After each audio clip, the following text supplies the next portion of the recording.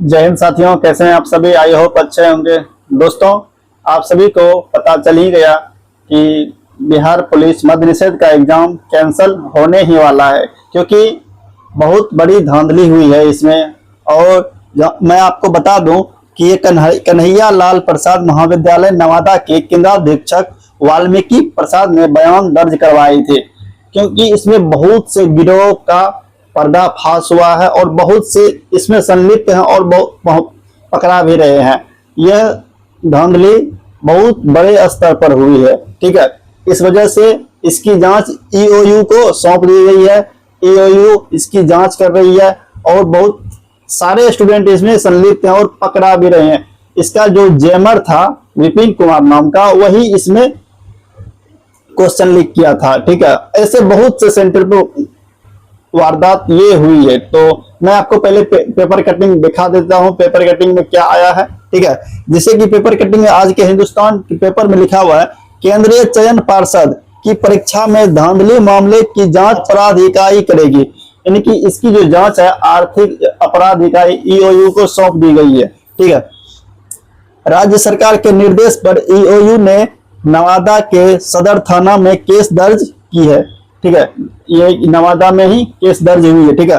कन्हैया लाल साहू महाविद्यालय नवादा के केंद्राध्यक्ष वाल्मीकि प्रसाद के बयान पर यह केस दर्ज हुआ था। वाल्मीकि प्रसाद ने ये केस दर्ज करवाई थी क्योंकि उसे पता चल गया था कि धांधली मद्य निषेध में बहुत बड़े स्तर पर हुई है, ठीक है। इसमें बायोमेट्रिक व जेमर ऑपरेटर की संलिप्तता से कदाचार का मामला सामने आया है। यानी कि एग्जाम में जो बायोमेट्रिक करने वाला जाता है और जेमर यानी कि नेटवर्क वगैरह नया है, ये दोनों की संलिप्तता से ही क्वेश्चन वायरल हुआ है, ठीक है। और धांधली बहुत बड़े स्तर पर हुई है, ठीक है। पार्षद ने 14 जून को मद्य निषेध सिपाही कक्षपाल व चलन दास्ता सिपाही की परीक्षा आयोजित की थी। प्राथमिकी के मुताबिक बायोमेट्रिक व मैन पावर का ठेका लेने वाले एक संगठित गिरोह ने इस परीक्षा में धांधली की कोशिश की। जिसने इसका ठेका लिया था, ठीक है, उसी ने इस धांधली को अंजाम तक पहुंचाया है, ठीक है। और उसके ही अंडर में बायोमेट्रिक वाले और जेमर वाले ने ये कदम उठाई है, ठीक है। इन लोगों ने पुर्जा पहुंचाने के लिए परीक्षार्थियों के साथ पहले से ही सांठगांठ की थी। यानी कि इन लोगों ने पहले से ही स्टूडेंट से सेटिंग कर लिया था कि मैं आपको पुर्जा के जरिए क्वेश्चन आपको दूंगा, यानी एक का ए, बी का 2, ऐसे कुछ करके मैं आपको लिख के दे दूंगा। पहले से ही स्टूडेंट से ये लोग मिल चुके थे और पैसे की डील हो चुकी थी, ठीक है। धांधली कराने वाले को निश्चित रकम दी गई थी, यानी कि सेटर को अच्छा खासा पैसा मिला था। संगठित गिरोह की संभावना को देखते हुए ही ईओयू को जांच सौंपी गई। ये सभी मामला जब आया तब ही यह जांच ईओयू को सौंपी गई ताकि वो अच्छे से जांच कर सके। जेमर ऑपरेटर ने परीक्षार्थी तक पहुंचाया आंसर की। जो जेमर ऑपरेटर था, ठीक है, जो नेटवर्क को हम अपने कंट्रोल में लेके नेटवर्क को खत्म करता था, उन्हीं जेमर ऑपरेटर ने ही आंसर की स्टूडेंट तक पहुंचाई है।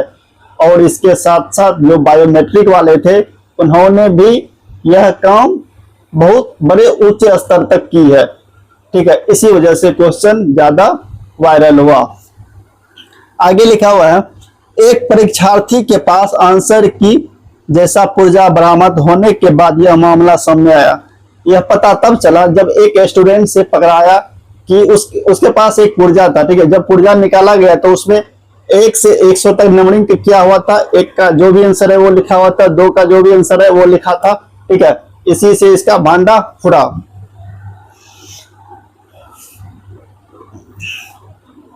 1 से 100 तक क्रमांक लिखकर उसके आगे ABCD उत्तर के रूप में लिखा हुआ था। पूछताछ में पता चला कि यह पुर्जा जेमर ऑपरेटर विपिन कुमार ने परीक्षार्थी तक पहुंचाया था।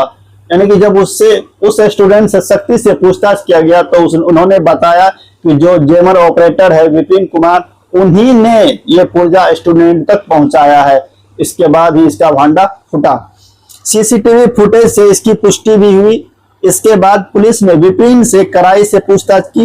ये जो विपिन है जेमर ऑपरेटर, इससे पुलिस कड़ाई से पूछताछ की। उसके बाद ही सारी सच्चाई सामने आई। पूछताछ में विपिन ने कार्यालय के पीछे बने बाथरूम के ऊपर मोबाइल रखे होने की बात बताई। यानी कि ऑफिस के पीछे जो बाथरूम था उसके ऊपर फोन रखा हुआ था, ठीक है, ताकि जैमर की नेटवर्क वहां तक ना पहुंच सके और स्टूडेंट वहां से डील कर सके।